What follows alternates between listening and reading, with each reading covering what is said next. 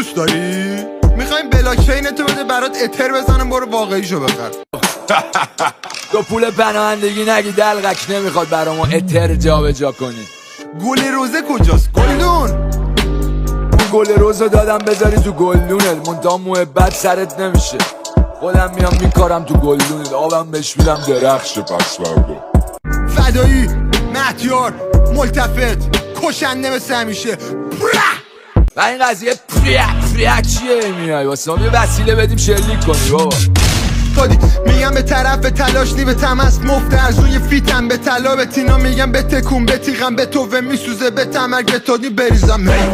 رپ مینویسی یکم فارسی بنویس ما هم بفهمیم چی مینالی بابا.